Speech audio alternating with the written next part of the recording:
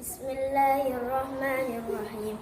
Wasyamsi wa duhaha wal qamari idza talaha wan nahari idza jallaha wal laili idza yaghshaha was samaa'i wa ma banaha wal ardi wa ma tahaha wa nafsin wa ma sawwaha fa alhamaha fujuraha wa taqwaha qad aflaha man zakkaha wa qad khaba man dassaha kadzabat samud bi tagwaha idzim ba'atha ashqaha faqala lahum rasulullahi naqatallahi wa suqyaha fakadzabuhu fa'aqaruha fadamdama alaihim rabbuhum bidambihim fasawwaha wala yakhafu uqbaha.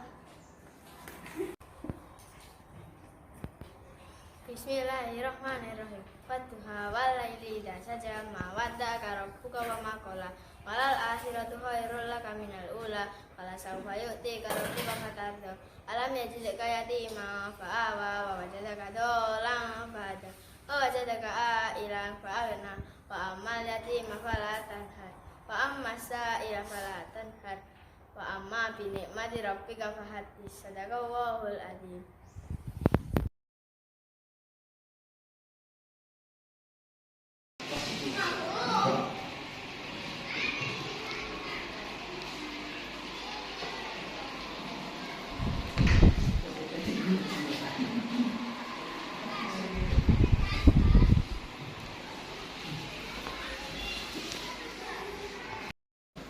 Assalamualaikum warahmatullahi wabarakatuh.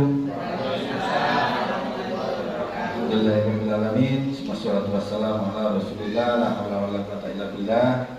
Terima kasih Bapak Ibu sudah menyempatkan waktu untuk bisa hadir di ruangan ini dalam acara kegiatan saya reaksi nyata diseminasi budaya positif untuk aksi nyata modul 1.4. Semoga harapan saya ke depannya Bapak Ibu juga akan berdiri di depan menjadi bagian dari agen perubahan CGP juga ke depannya. Baik Bapak Ibu, langsung saja kita mulai untuk kegiatan pada hari ini. Agenda kita pada hari ini yang pertama pembukaan. Bapak Ibu, sebelum kita mulai kegiatan pada hari ini, marilah kita buka dengan bacaan basmalah. Bismillahirrahmanirrahim. Semoga kegiatan ini kedepannya bisa lancar dan bisa mengambil hikmah manfaat dari kegiatan ini. Yang kedua, kegiatan kita adalah eksplorasi konsep. Kemudian kegiatan kita selanjutnya tanya jawab, kemudian refleksi, dan yang terakhir kegiatan kita adalah penutup. Bapak Ibu sekalian, setuju atau tidak setuju? Yang pertama, hukuman dapat mendisiplinkan anak. Setuju atau tidak setuju? Tidak setuju ya? Yang kedua, pemberian hukuman dengan hal positif seperti membaca atau membersihkan halaman sekolah dapat meningkatkan disiplin anak. Setuju ya? Yang ketiga, memberi penghargaan dapat meningkatkan motivasi belajar anak. Setuju apa buat ini? Setuju apa buat? Setuju. Selanjutnya, topik dalam eksplorasi konsep kali ini, yang pertama yang ingin saya sampaikan diantaranya adalah disiplin positif dan nilai-nilai kebajikan universal. Kemudian yang kedua, teori motivasi, hukuman dan penghargaan restitusi. Yang ketiga, keyakinan kelas. Yang keempat, kebutuhan dasar manusia dan dunia berkualitas. Yang kelima, tentang restitusi. 5, posisi kontrol. Dan yang keenam, restitusi dari segitiga restitusi. Eksplorasi konsep yang pertama, disiplin positif dan nilai kebajikan universal. Bapak Ibu, yang pertama, perubahan paradigma. Nah, kegiatan mengepal tangan ini akan sedikit dari mempraktekkan kegiatan sedikit. Silakan Pak. Silakan. Bapak Ibu, silakan digenggam untuk anggap saja ini adalah sesuatu yang berharga dari Pak Ji. Bapak Ibu, silahkan bergandengan dengan teman. Bapak Ibu bisa ke depan ke belakang ya Pak. Silakan. Bapak Ibu memegang rata-rata saja itu adalah emas 20 karat ya. Coba kemudian temannya yang satu lagi membuka. Silakan Pak. Silakan. Sekuat tenaga dengan genggam yang keras dan sekuat tenaga. Kapan lagi jenengan bisa memegang tangan? Iya, bagaimana? Iya, iya. Pak Arif, sampai mantap. Saya belum Pak Arif, sudah gitu Bapak Ibu. Terima kasih. Kira-kira apa yang terjadi Pak? Apa yang terjadi dari kegiatan itu Pak? Saling mempertahankan. Apalagi Pak Faris? Mencoba melindungi. Iya. Dari kita akan mencoba untuk melindungi sesuatu yang berharga ini. Dan teman kita akan sekuat tenaga untuk mengambil sesuatu itu. Jadi perubahan paradigma teori kontrol atau teori pilihan di sini bahwasanya ilusi guru. Yang pertama itu ilusi guru mengontrol murid. Pada hakikatnya murid itu tidak akan bisa kita kontrol kalau murid itu tidak melepaskan data di apa yang kita ambil itu tidak akan bisa terambil ketika murid itu atau teman kita tadi tidak mau melepaskan. Nah itu. Kemudian ilusi bahwa kritik dan membuat orang merasa bersalah itu dapat menguatkan karakter. Padahal sebenarnya membuat kritik atau membuat orang bersalah itu sebenarnya adalah membawa orang kepada identitas gagal. Yang ketiga, ilusi bahwa semua penguatan positif efektif dan bermanfaat. Nah, di sini sebenarnya penguatan positif itu ya efektif dan bermanfaat. Ilusi bahwa orang dewasa memiliki hak untuk paksa. Pada dasarnya semua orang itu bisa mengatur haknya sendiri, tetapi tidak bisa memaksa. Bapak Ibu, kita lanjutkan selanjutnya. Bagaimana seseorang bisa berubah dari paradigma stimulus respon kepada pendekatan teori kontrol? Yang pertama, bila kita ingin membuat kemajuan perlahan, sedikit demi sedikit, maka ubahlah sikap atau perilaku Anda. Jadi perilaku kita dulu yang perlu kita ubah sebelum kita mengubah yang lain. Namun, bila kita ingin memperbaiki cara utama kita, maka kita perlu mengubah kerangka acuan kita. Ubahlah bagaimana Anda melihat dunia, bagaimana Anda berpikir tentang manusia. Ubahlah paradigma Anda, skema pemahaman dan penjelasan aspek-aspek tertentu tentang realitas. Bapak Ibu sekalian, ini adalah perubahan paradigma stimulus respon atau teori kontrol stimulus respon menuju ke teori kontrol atau pilihan. Jadi menurut siapa sesungguhnya yang memiliki kontrol itu? Yang pertama, menurut stimulus kontrol itu kita mencoba mengubah orang agar berpandangan sama dengan kita.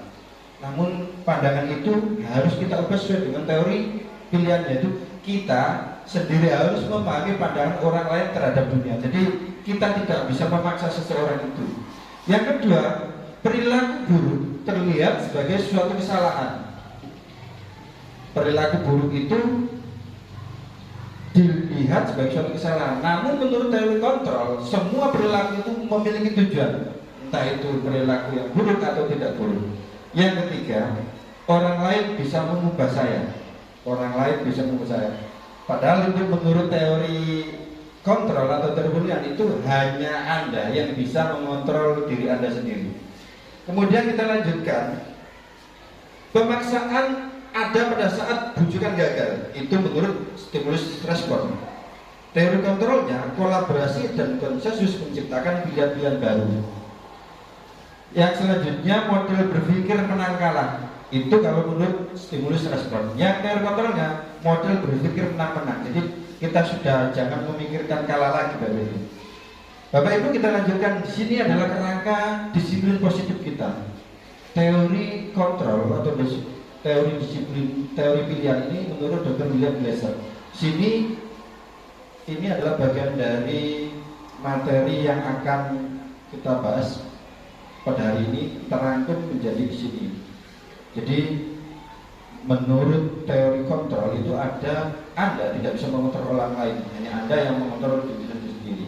Nah, ini bermakna makna disiplin. Kemudian semua perilaku itu memiliki tujuan. Itu menjadi teori motivasi. Motivasi intrinsik dan motivasi ekstrinsik. Yang terakhir di situ nanti menunjukkan nilai-nilai kebajikan universal yang berasal dari keyakinan kelas. Kemudian berpikir menang-menang. Tadi untuk berkolaborasi, konsensus menciptakan pilihan-pilihan baru itu menurunkan 5 posisi kontrol. Di antaranya posisi pendukung, pembuat rasa bersalah, teman pemantau, dan manajer. Yang selanjutnya diturunkan jadi segitiga restitusi. Ada 3 tahapan dari itu: menstabilkan identitas, validasi kebutuhan, dan keyakinan. Kemudian dilanjutkan dengan realitas kebutuhan. Nah, di sini 5 kebutuhan manusia, 5 dasar kebutuhan manusia itu yang menjadikan manusia itu banyak melakukan perilaku-perilaku.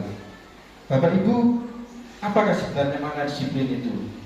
Ya, disiplin itu berasal dari bahasa Latin disiplina yang artinya belajar. Makna asal dari kata ini berkorelasi dengan disiplin diri dari murid-murid Sokrates dan Plato. Disiplin diri membuat orang menggali potensi menuju sebuah tujuan apa yang dia hargai. Namun dalam budaya kita, makna kata disiplin telah berubah menjadi sesuatu yang dilakukan seseorang pada orang lain untuk mendapatkan kepatuhan. Nah, ini biasa kita lakukan pada sekolah-sekolah. Kecenderungan umum adalah menghubungkan kata disiplin dengan ketidaknyamanan, bukan dengan apa yang kita hargai atau pencapaian suatu tujuan yang mulia. Bapak Ibu sekalian, nilai-nilai kebajikan yang universal itu sifat-sifatnya adalah positif, yang merupakan tujuan mulia yang ingin dicapai setiap individu. Tanpa nilai-nilai universal itu, tanpa melihat lintas bahasa, suku, agama maupun latar belakang. Nah, nilai-nilai itu diantaranya adalah yang ingin dicapai oleh setiap anak Indonesia dengan profil pelajar Pancasila yang semuanya itu sudah masuk di visi atau misi setiap sekolah. Yang pertama, beriman dan bertakwa kepada Tuhan Yang Maha Esa. Yang kedua, mandiri. Yang ketiga, bernalar kritis. Yang keempat, berkebinekaan global. Yang kelima, gotong royong. Dan yang keenam, kreatif. Itu adalah elemen-elemen dari profil pelajar Pancasila. Baik Bapak Ibu, sekarang kita lanjutkan pada eksplorasi konsep yang selanjutnya adalah teori motivasi hukuman, penghargaan, dan restitusi. Bapak Ibu, teori motivasi perilaku manusia ini ada 3. Di antaranya motivasi untuk menghindari hukuman. Ini motivasi eksternal. Apa yang akan terjadi jika saya tidak melakukannya? Di antaranya akan mendapatkan hukuman. Kemudian yang kedua, untuk mendapatkan imbalan. Ini termasuk motivasi eksternal. Nah, ini yang perlu kita tekankan pada murid-murid kita, teman-teman kita, adalah yang ketiga, motivasi internal. Tujuan daripada disiplin positif. Di situ keluarlah dari hati kita untuk menghargai diri kita sendiri. Jadi kita kedepannya itu mau jadi seperti apa, itu yang perlu kita tekankan kepada siswa-siswa kita. Menurut Ki Hajar Dewantara, merdeka itu artinya tidak hanya terlepas dari perintah. Jadi akan tetapi cakap untuk memerintahkan diri sendiri, itu termasuk merdeka. Nah, Bapak Ibu kita lanjutkan, ini tidak ada selainnya ada di. Saya kira saya juga belum mempelajari selain daripada yang ada di modul 1.4 ini. Semoga Bapak Ibu guru juga nanti kita belajar bersama tentang ini. Yang pertama itu dihukum oleh penghargaan. Ternyata penghargaan itu berlaku sama dengan hukuman. Kalau menurut saya dulu penghargaan itu bisa menjadikan murid-murid itu bersemangat dan lain-lain. Ternyata di modul ini malah sedikit bertolak belakang. Bahwa penghargaan berlaku sama dengan hukuman, dalam arti meminta atau membujuk seseorang melakukan sesuatu untuk memenuhi tujuan tertentu dari seorang meminta atau membujuk. Ini dorongan eksternal. Jadi ada faktor ketergantungan. Saat kita berulang kali menjanjikan hadiah kepada anak-anak agar berlaku bertanggung jawab, kepada seorang murid, kepada seorang karyawan, maka pada hakikatnya adalah kita sedang berasumsi mereka itu tidak dapat melakukannya, atau mereka memilih untuk tidak akan melakukannya. Nah, itu sebenarnya penghargaan seperti itu juga, Pak. Kemudian kita lanjutkan. Nah, di sini penghargaan ini pengaruhnya dalam jangka pendek dan jangka panjang. Penghargaan itu efektif jika kita menginginkan seseorang melakukan sesuatu yang kita inginkan dalam jangka waktu yang pendek saja. Kemudian jika kita menggunakan penghargaan lagi dan lagi terus-menerus pada murid kita atau kepada karyawan kita, maka orang tersebut akan tergantung dengan penghargaan yang diberikan, sehingga kehilangan motivasi eksternal, motivasi yang ada pada diri kita. Jika kita tidak mendapat penghargaan untuk melakukan sesuatu yang baik, maka selain itu kita senantiasa berharap mendapatkan penghargaan lagi. Kita pun tidak akan mengajari tindakan yang akan kita lakukan. Jadi kita melakukan apa itu kita tidak tahu. Yang penting intinya mendapatkan penghargaan saja. Nah, itu. Kemudian yang kedua, di penghargaan itu menghukum, Bapak Ibu. Ternyata penghargaan itu menghukum. Bagaimana penghargaan menghukum? Mereka yang tidak mendapatkan penghargaan, misalnya dalam sistem ranking, mereka mendapat ranking kedua yang ketika kita sekolah dulu, ketika mau menerima rapot, mungkin yang rankingnya terakhir itu pasti gauruman aku, sing rankingnya terakhir. Jadi itu termasuk menghukum. Jadi kenapa di kurikulum K13 itu sistem ranking itu sudah diharapkan untuk tidak ditulis lagi itu memang. Dan yang terakhir pada elaborasi pemahaman kemarin sama Bu yang dari Jakarta itu, saya lupa namanya, itu juga mengatakan bahwa untuk perankingan itu sebaiknya dihilangkan. Bahkan untuk perlombaan pun beliau mengatakan lebih baik tidak diikutkan. Nah, ini yang sedikit mungkin dengan apa yang kita pelajari di luar CGP. Nah, kemudian memberikan penghargaan dan hukuman hal yang sama, karena keduanya mencoba mengendalikan perilaku seseorang. Nah, seseorang itu perilakunya tidak bisa sendiri karena dikendalikan. Kemudian karena orang pada dasarnya tidak suka dikendalikan dalam jangka waktu yang lama, sehingga penghargaan itu terlihat sebagai hukuman. Jika suatu penghargaan diharapkan namun Anda tidak mendapatkannya, nah, maka Anda akan merasa dihukum. Biasa dikira penghargaan, saya kira iya. Kemudian kita lanjutkan pada yang selanjutnya. Penghargaan itu mengurangi ketepatan, jadi menjadi tidak tepat lagi. Ada beberapa riset, diantaranya 2 riset ini. Nah, riset ini saya bacakan yang pertama. Dalam sebuah percobaan, sekelompok anak laki-laki berusia 9 tahun itu diminta untuk melihat gambar-gambar wajah yang ditampilkan di layar, dan mereka harus memberitahukan jika wajah-wajah tersebut sama atau berbeda. Gambar-gambar tersebut hampir sama. Beberapa dari mereka memberi penghargaan dalam bentuk uang. sama kabarnya, mereka mengatakan sama itu diberi uang. Pada saat mereka memberikan jawaban benar, sementara bagian tidak. Nah, hasilnya anak laki-laki yang dibayar membuat lebih banyak kesalahan karena dibayar. Nah, akhirnya kita membuat kesalahan terus dan ada riset yang kedua. Bapak Ibu, kita lanjutkan untuk yang selanjutnya di sini adalah penghargaan itu tidak efektif. Nah, suatu penghargaan atau suatu benda atau peristiwa yang diinginkan yang dibuat persyaratan hanya jika diinginkan, maka Anda akan mendapatkan penghargaan yang diinginkan. Ini waktunya ternyata lebih cepat daripada yang saya kira, Bapak Ibu. Ternyata sudah lewat materinya, ternyata banyak. Nah, kemudian jika saya mengharapkan sesuatu penghargaan dan tidak mendapatkannya, maka saya akan kecewa dan berkecil hati, serta kemungkinan lain kali saya tidak akan berusaha sekeras sebelumnya. Nah ini, sehingga penghargaan itu tidak efektif. Yang selanjutnya, dihukum penghargaan itu merusak hubungan. Nah, ketika seseorang diberi penghargaan atau dipuji di depan orang banyak, maka yang lain akan merasa iri. Nah ini sering sekali Bapak Ibu kita alami. Nah, sebagian dari mereka akan tidak menyukai yang diberikan penghargaan tersebut. Nah ini merusak hubungan antara yang satu dengan yang lain. Kemudian jika guru itu sering memberikan penghargaan pada murid-muridnya, besar kemungkinan murid-murid termotivasi hanya untuk menyenangkan gurunya saja.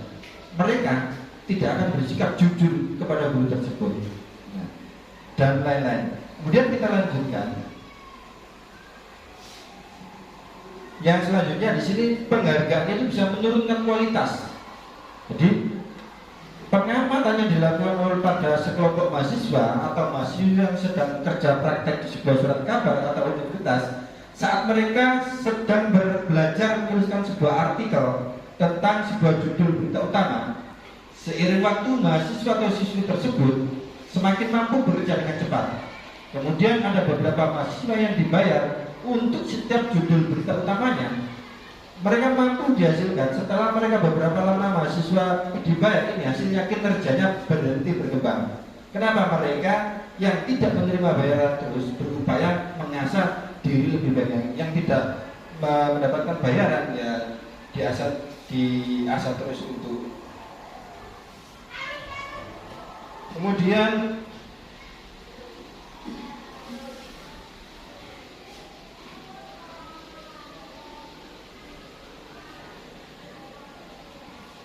ya, penghargaan itu mengurangi motivasi intrinsik. Bapak Ibu sekalian, yang perlu kita tanamkan pada siswa-siswi kita adalah motivasi intrinsiknya ini yang perlu. Jadi tanpa adanya penghargaan, tanpa adanya sesuatu hal, mereka bisa melakukan hal-hal yang positif yang ada di sekolah dan di rumah. Nah, penghargaan kalau kita berikan terlalu, maka bisa mengurangi motivasi intrinsik itu. Bagaimana? Ya saat anak belajar untuk pertama kali menggabungkan huruf-huruf dan kata, serta menyadari bahwa ia dapat membaca, maka timbul pijar di matanya dalam sebuah seni wajahnya ini. Begitu saja mereka sudah bangga, matanya berkaca. Anak tersebut begitu gembira bahwa ia telah mempelajari dan menguasai suatu keterampilan baru. Kesadaran akan kemampuan bahwa dia sudah dapat membaca sesungguhnya sudah merupakan suatu penghargaan. Nah itu sudah merupakan suatu penghargaan Bapak Ibu. Jika kita memberikan penghargaan kepada seorang anak pada saat dia sudah merasa bangga dengan pencapaian sendiri, maka kita justru mengambil kegembiraan yang sedang ia rasakan secara alami. Nah itu, jadi kita sebenarnya itu kalau memberi penghargaan itu, maka kita akan mengambil. Jadi di era globalisasi yang seperti ini justru berarah kebalikan dengan sekarang yang banyak orang-orang yang ingin dihargai kita ambil perbedaan harga yang hukuman dan konsekuensi. Jadi hukuman itu sesuatu yang menyakitkan, sesuatu yang harus terjadi namun menyakitkan. Namun kalau konsekuensi itu sesuatu yang harus terjadi tanpa harus menyakitkan. Yang kedua, membuat anak sakit. Nah ini fisik ya. Kemudian konsekuensinya membuat anak merasa tidak nyaman dalam jangka waktu yang pendek. Kalau hukuman anak itu membenci disiplin, kedisiplinan itu dibenci, konsekuensi justru anak menghargai disiplin. Hukuman itu bersifat paksaan, namun konsekuensi itu stimulus respon dari tanggapan dari apa yang sudah dia perbuat. Kemudian hukuman itu mendorong anak untuk menyakiti diri sendiri, namun konsekuensi mendorong anak agar mudah menyesuaikan diri. Hukuman itu konsep diri yang buruk, namun konsekuensi adalah konsep diri yang baik.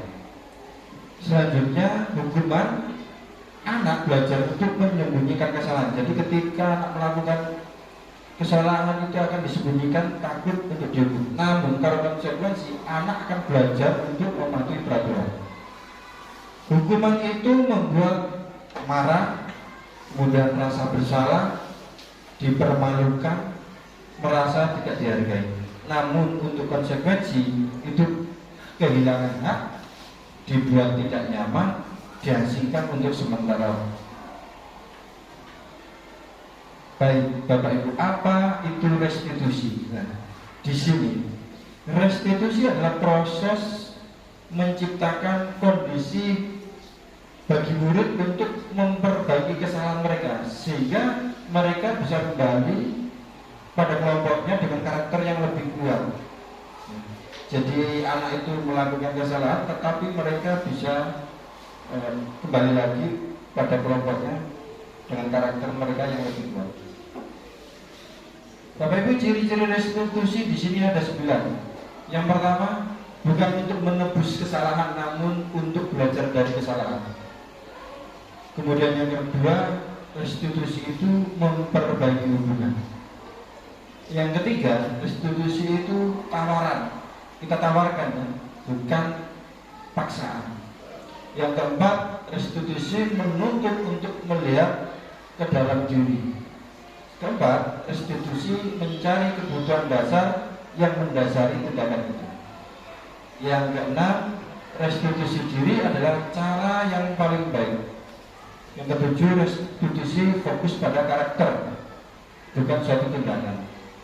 Yang kedelapan, restitusi fokus pada solusi, bukan fokus pada solusi. Yang kesembilan, restitusi mengembalikan murid yang berbuat salah pada kelompoknya. Jadi tidak kita kucilkan. Bapak Ibu, kita lanjutkan untuk eksplorasi konsep selanjutnya, yaitu keyakinan kelas. Mengapa tidak peraturan saja? Mengapa harus keyakinan kelas? Jadi di sini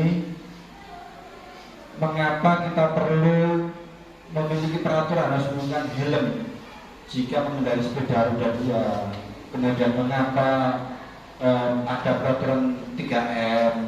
Kemudian mengapa kita memiliki peraturan yang datang tepat waktu? Nah, untuk mendukung motivasi intrinsik, maka kita harus kembali kepada nilai-nilai keyakinan kita untuk menggerakkan seseorang dibandingkan dengan hanya serangkaian peraturan saja.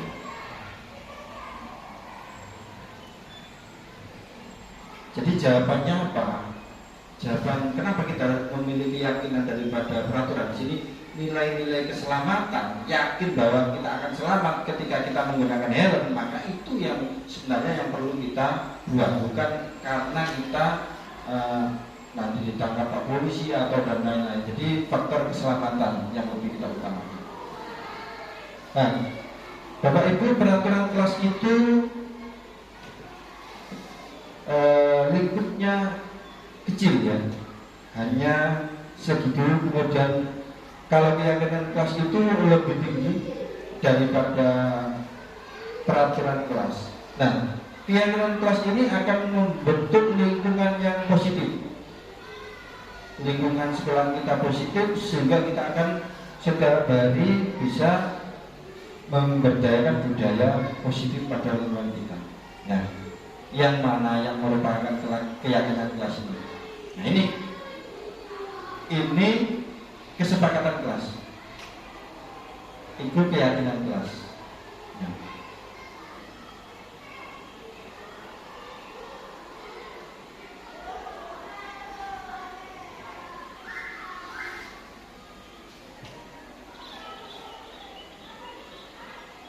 Nah, ini peraturan kelas itu kita selalu kembalikan buku pada tempatnya. Nah, ini keyakinan kita itu yang bertanggung jawab. Kemudian dilarang mengganggu orang lain. Di sini kita berkeyakinan bahwa kita harus menghormati orang lain. Kemudian hadir di sekolah 15 menit sebelum pembelajaran dimulai. Ini menghormati orang lain dan berkomitmen. Yang selanjutnya dilarang melakukan kekerasan. Di sini keyakinan kita kenapa? Karena di situ ada sifatnya adalah keselamatan dan juga menghormati orang lain. Di situ ada peraturan dilarang menggunakan narkoba. Nah, di situ kita keyakinan kita adalah tentang kesehatan. Kemudian kalau kita mau masuk ke kelas kita harus bergantian atau menunggu giliran. Di situ ada keyakinan kita menghormati orang lain serta bersabar. Kemudian kita ada peraturan kelas itu gunakan masker. Di situ ada faktor keselamatan, keyakinan keselamatan dan kesehatan. Yang selanjutnya peraturan jangan berlari di depan kelas atau koridor. Di situ ada faktor keselamatan dan keamanan juga. Baik Bapak Ibu, yang selanjutnya adalah eksplorasi konsep yang selanjutnya. Di situ adalah kebutuhan dasar manusia dan dunia berkualitas. Bapak Ibu sekalian, kebutuhan dasar manusia itu ada 5. Yang pertama, kebutuhan untuk bertahan hidup, sehingga banyak manusia yang melakukan segala cara untuk bertahan hidup, tentunya dengan hal-hal yang bertanggung jawab, bekerja dengan bertanggung jawab, kemudian mencari nafkah yang halal dan lain-lain. Yang kedua, kasih sayang dan rasa diterima. Begitu juga anak-anak kita juga perlu rasa kasih sayang dan diterima. Kemudian penguasaan, kebutuhan tentang penguasaan IT, penguasaan kendaraan, menguasai menggunakan alat-alat elektronik dan lain-lain. Kemudian kesenangan, kita kebutuhan dasar manusia juga membutuhkan kesenangan akan suatu hal dan lain-lain. Yang terakhir di situ ada kebebasan. Mereka kebutuhan kita adalah bebas. Kita tidak mau diintimidasi atau kita mau, misalnya katakanlah kita mau ke Lamongan, namun ada yang mencegah kita karena satu dan lain. Nah, itu juga kita tidak mau. Bapak Ibu, yang selanjutnya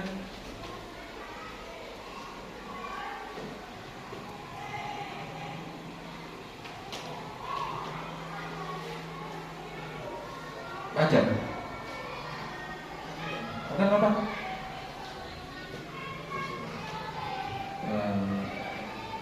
Enggak tidak keluar lagi.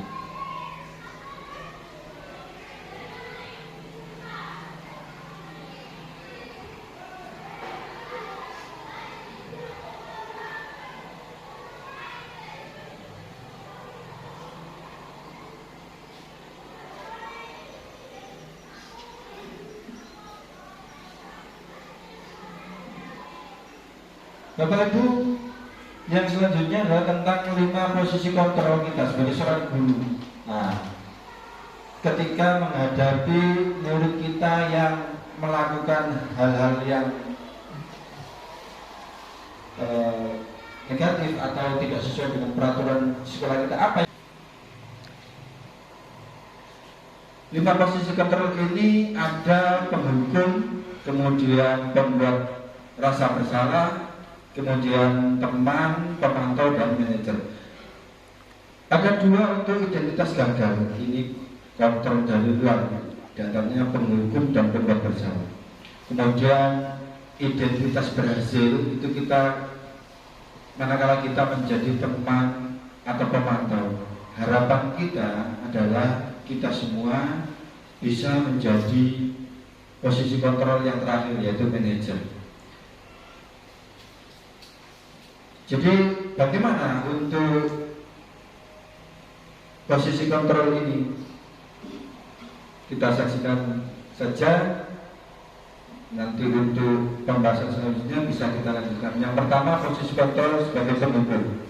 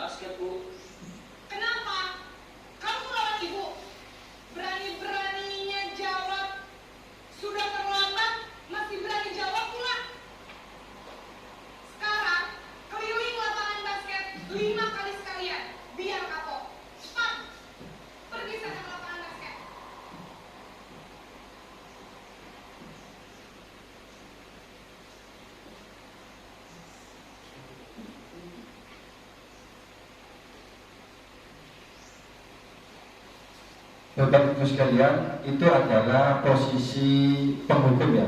Diharapkan setelah kita mempelajari dari materi ini, kita tidak menjadi atau tidak berada pada posisi penghukum.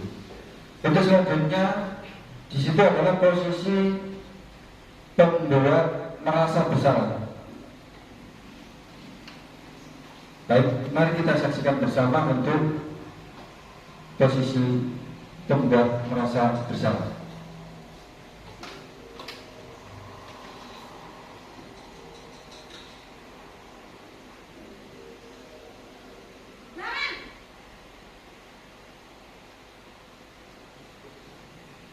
Selamat pagi, Bu. Naren, kamu kenapa terlambat lagi, nak? Ya Tuhan, Naren, kamu senang ya bikin ibu susah ya? Kalau kamu terlambat lagi, nanti ibu yang ditegur bapak kepala sekolah, nak. Sampai ibu tidak bisa membina kamu. Duh, gimana ini? Maaf, Bu. Duh, Gusti Naren, kamu suka ya kalau ibu tegur bapak kepala sekolah? Terus, sekarang ibu harus tulis apa ini di buku absen? Ini kamu sudah sering terlambat loh. Ibu harus apa coba? Maaf, Bu. Maaf sekali. Ya sudah, lain kali jangan bikin ibu susah lagi ya nak ya. Ibu tidak akan kuat lagi kalau kamu begini terus. Bisa jantungan kalau ibu tegur bapak kepala sekolah. Sana cepat kelas. Maaf ya, Bu. Maaf sekali.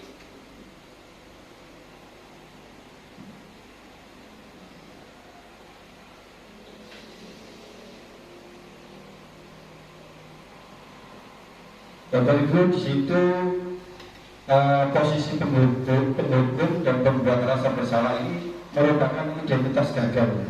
Jadi guru berbuat menghardik kalian untuk penghukum itu dan selalu berkata kamu tidak melakukan, awas ya rasakan. Nah, hasilnya apa yang kita peroleh? Maka anak ini akan memberontak, menyalahkan orang lain dan berbohong. Dampaknya pada murid di situ adalah maka anak ini kalau sering kita hukum akan mengulangi kesalahannya lagi. Nah, kemudian video yang kedua tadi di situ pembuat rasa bersalah, di sini guru berceramah mengatakan ibu kecewa, itu kan diawali dengan ibu kecewa di situ. Kemudian hasilnya di situ menyembunyikan, menyangkal kebohongan, anak ini akan berbohong. Ya, kemudian dampaknya pada siswa, maka mereka akan merasa rendah diri. Kemudian kita lanjutkan untuk video selanjutnya. Video selanjutnya di sini adalah sebagai teman, posisi sebagai teman.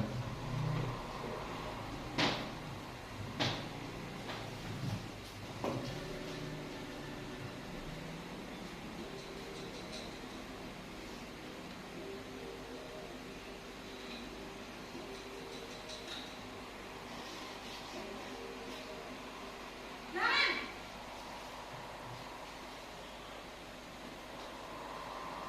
Selamat pagi, Bu. wah, sudah jam berapa ini nak? Terlambat lagi ya sayang. Iya, Bu. Habis ibu saya belum membangunkan saya, Bu. Kamu malah menyalahkan ibu kamu. Kamu bukannya anak yang larinya paling kencang. Kok terlambat sih? Iya, Bu. Saya memang terlambat bangun tadi.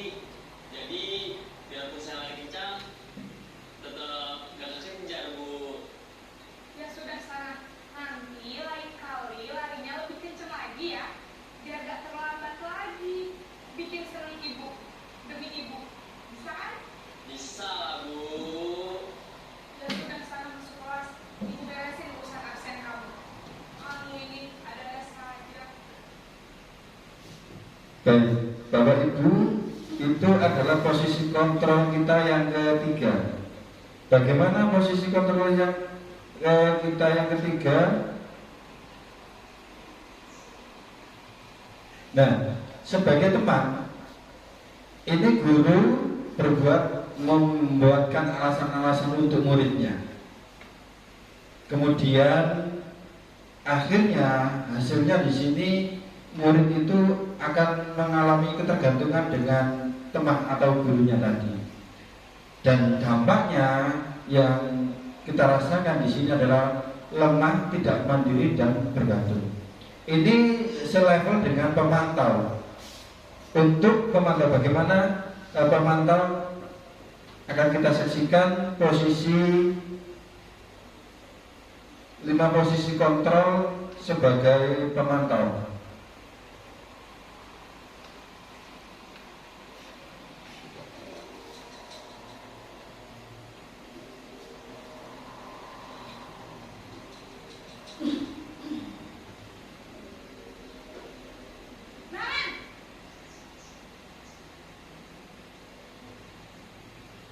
Selamat pagi, Bu.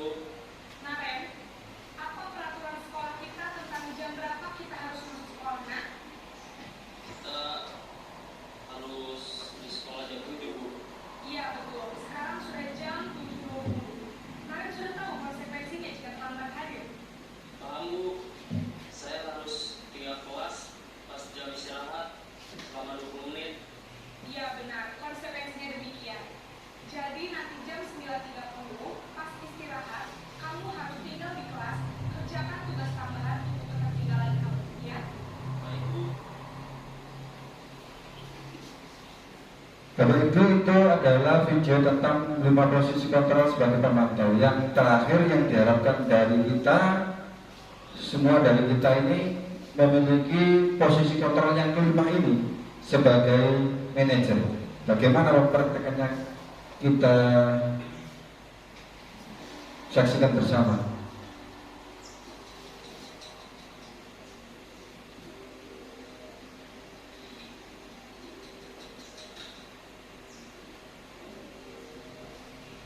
Naren!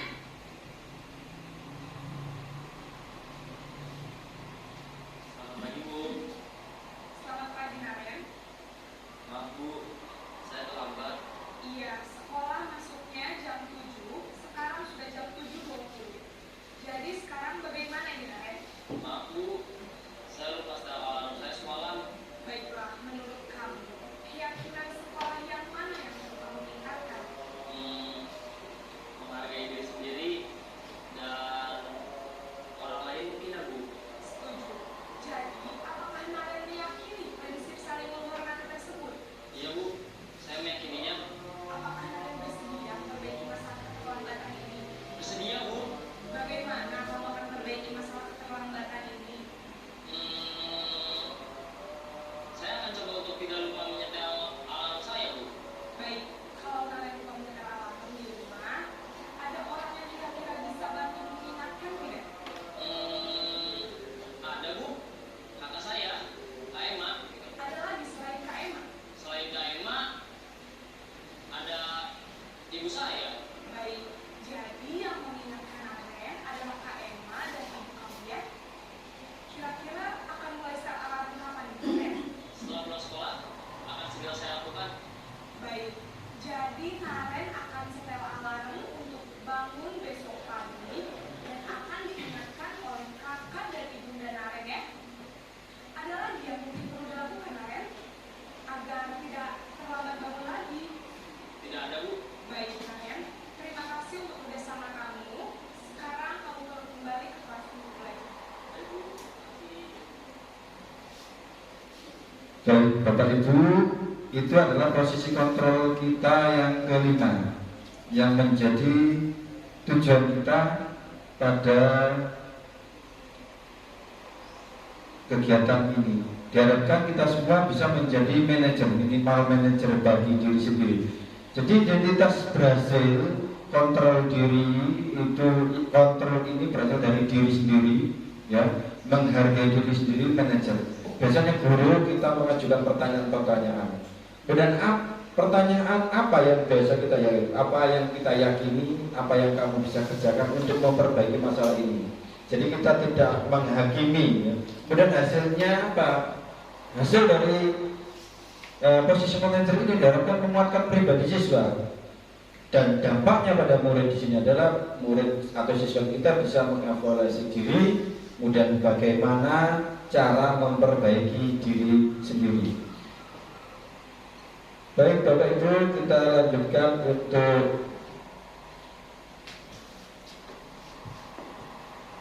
selanjutnya.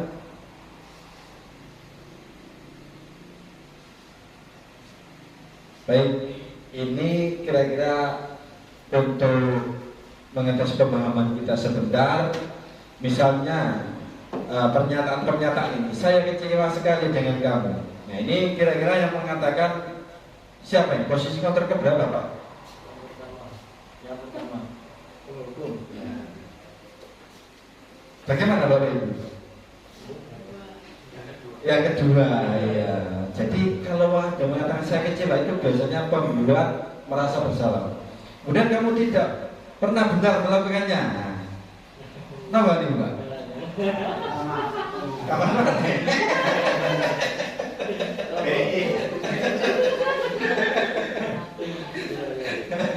Kamu tidak pernah benar melakukannya. Yang pertama pengumuman. Ayo, kalau yang ketiga apa? Ayo lakukan demi ibu. Iya, teman. Gitu. Kemudian apakah kamu mau mendapatkan stiker bintang dari ini? Nah, di sini biasanya posisi pemantau itu bisa memberikan konsekuensi lah. Bagaimana kamu bisa menyelesaikan masalah ini? Nah ini, kamu selalu, kalau kamu selalu yang paling terakhir apa? Baik Pak. Nah kita coba.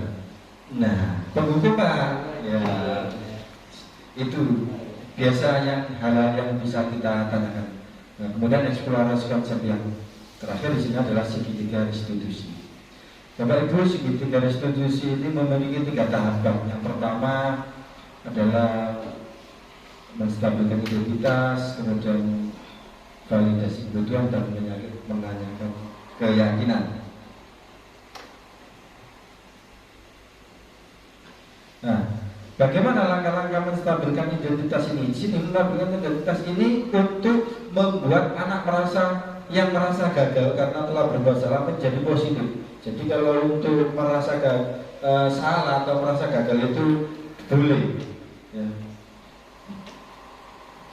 Biasanya guru itu akan berkata, berbuat salah itu hal yang manusiawi.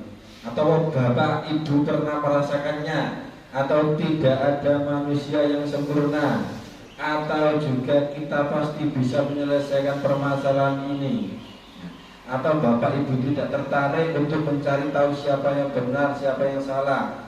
Kita tertarik untuk menyelesaikan masalah. Atau kalau kamu menyalahkan dirimu sendiri terus, apakah kamu bersikap baik pada dirimu sendiri? Ini adalah menstabilkan identitas.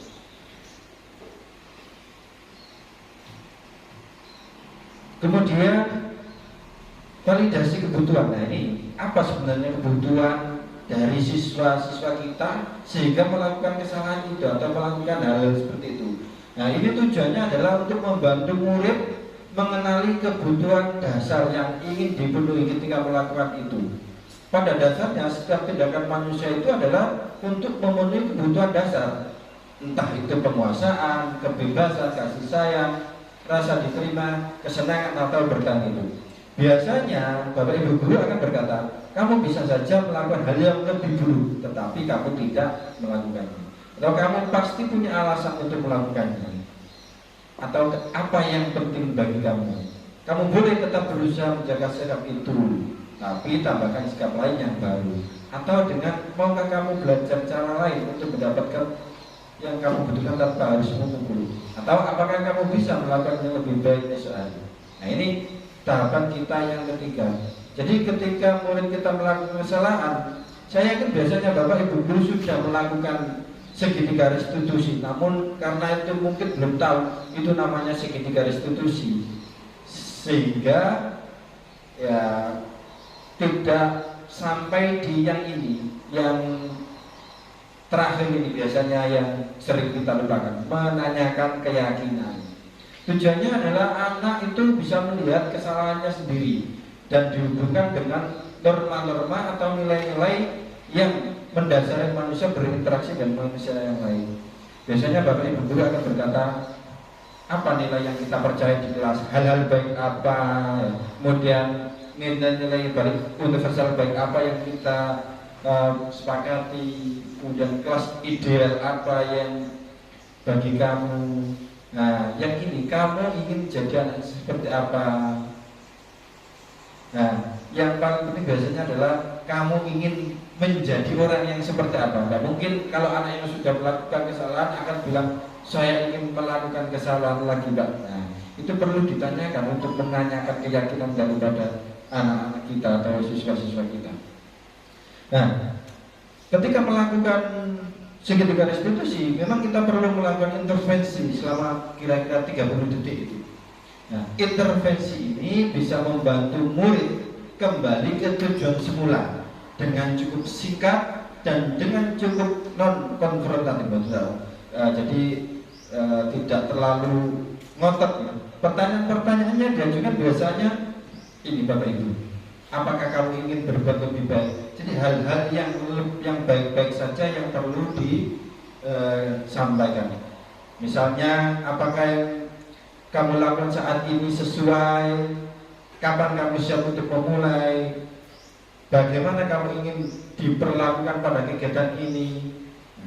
Kemudian apa yang kamu inginkan, peraturannya apa? Itu intervensi yang kita lakukan ketika melakukan segitiga restitusi. Baik Bapak Ibu, ini adalah penerapan dari segitiga restitusi. Bagaimana penerapannya? Mari kita saksikan bersama.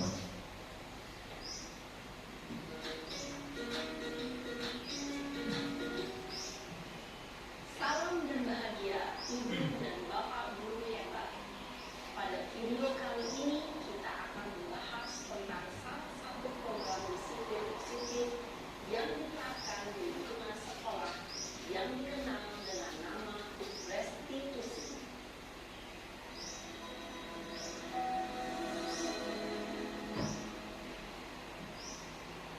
Restitusi digunakan oleh pakar pendidikan gaya dosen berlandaskan pada teori kontrol Dr. William Gibson.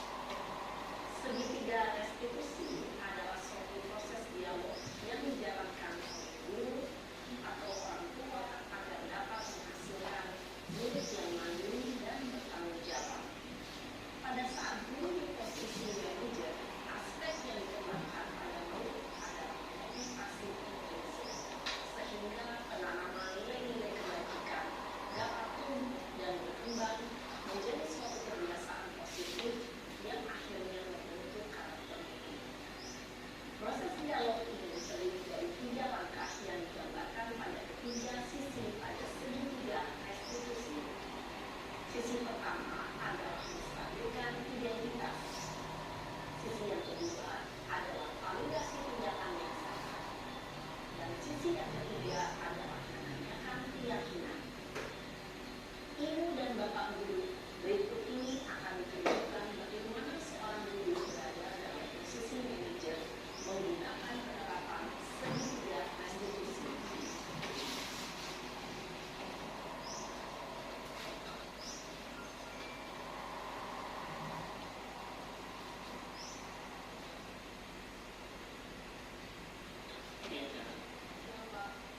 Sudah lama nggak ketemu saya? Kenapa hadir di sini? Kesel Pak, kesel banget. Masa aku dikatain sok fitnah Pak? Ya aku marah lah. Aku balik katain Eka di depan kelas. Kesel banget. Oh begitu. Ya pasti kamu marah dan kesal.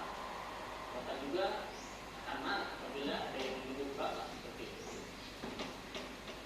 Kemudian pada saat itu kamu mau melakukan apa? Ya saya langsung ngatain Eka lah Pak. Kesel banget. Saya bentak-bentak dia di depan teman-teman lain. Oh begitu. Pasti kamu melakukan seperti itu karena suatu alasan tertentu kan? Iyalah, masa saya diam saja Pak? Ya saya bela diri lah. Masa saya dituduh tukang fitnah? Ya wajarlah. Mempertahankan agar itu sesuatu yang kecil buat kamu. Untung kamu tidak memikirkan lagi. Hanya menggunakan. Iya Pak. Untung saya masih bersabar dan hanya meminta saja.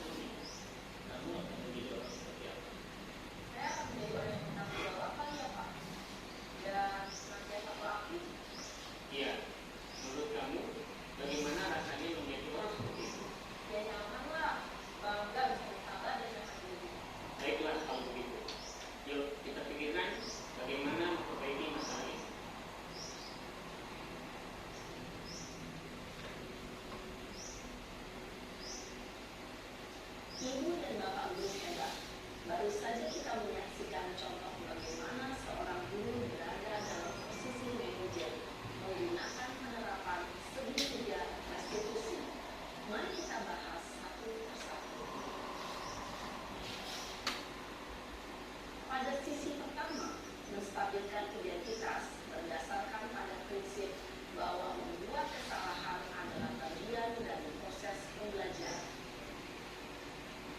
Sisi pertama dari segitiga ini berperan menggeser identitas murid dari identitas gagal ke identitas sukses.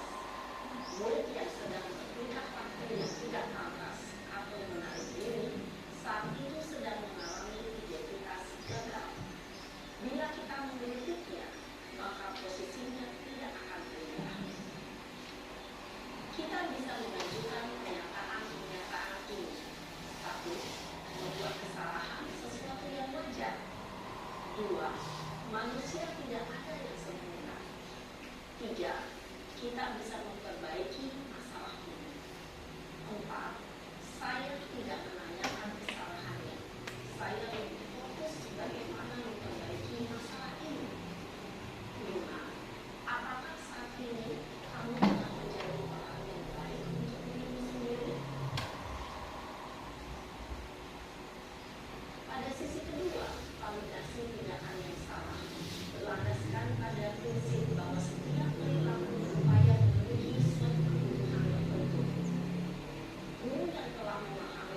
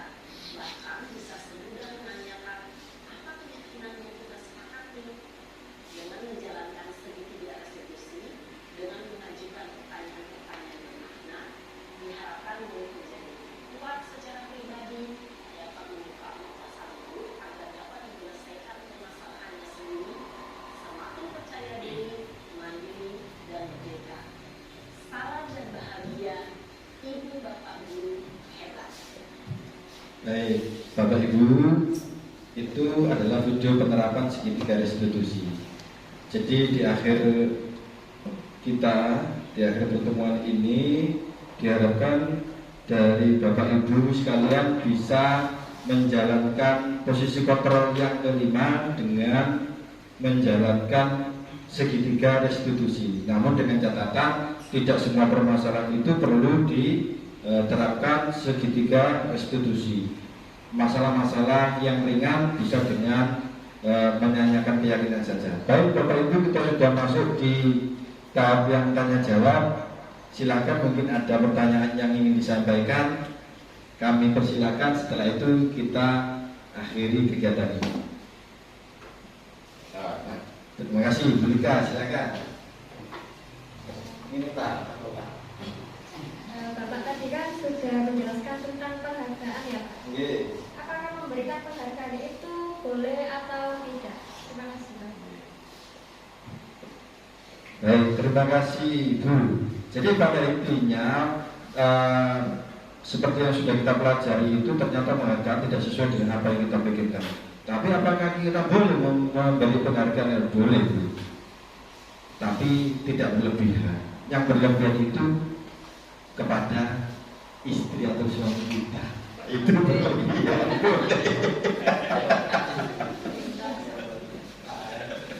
Ada lagi Bu yang boleh tanyakan. Sudah cukup ya, itu okay. Berlebihan tidak apa-apa kalau suami istrinya. Terima kasih Bapak Ibu sekalian. Masih ada ternyata ini ya refleksi kita. Baik Bapak Ibu, refleksi kita yang pertama, hal baru apa yang mengubah paradigma saya dan yang saya dapatkan. Jadi nanti silakan ditulis di kertasnya Bapak Ibu. Kemudian yang kedua, perasaan apa yang muncul setelah mengikuti sesi ini, khususnya mengenai makna disiplin dan motivasi positif, motivasi intrinsik. Perasaannya bagaimana? Terima kasih. Ya, perasaan yang muncul selama mengikuti kegiatan ini ya, khususnya mengenai makna disiplin dan motivasi intrinsik. Jadi dari kegiatan ini ya, saya menemukan banyak hal baru Pak, mengenai makna disiplin sendiri Pak. Kemudian motivasi apa saja yang bisa muncul dari dalam diri siswa, dan juga motivasi apa saja yang bisa dibentuk dimulai dari guru. Nah, jadi sangat bermanfaat sekali Pak. Ya. Terima kasih Pak. Termasuk motivasi yang perlu kita bangun dari diri kita atau siswa kita adalah motivasi intrinsik. Kemudian yang ketiga, peran abang seperti apa yang telah saya lakukan selama mengikuti modul ini. Baik Bapak Ibu. Kemudian yang keempat, saya akan menjadi abang yang seperti apa setelah mengikuti modul ini. Kemudian yang kelima, terima kasih. Penutup Bapak Ibu, mohon maaf atas segala kekurangan, kekhilafan. Terima kasih sudah menemani saya selama 3 jam lebih. Saya harapkan nanti Bapak Ibu guru yang lain bisa menjadi teman-teman CGP selanjutnya, sehingga bisa membawa perubahan yang lebih baik, lebih positif pada diri kita atau pada lembaga kita. Terima kasih, ngapunten, mohon maaf. Saya akhiri. Assalamualaikum warahmatullahi wabarakatuh.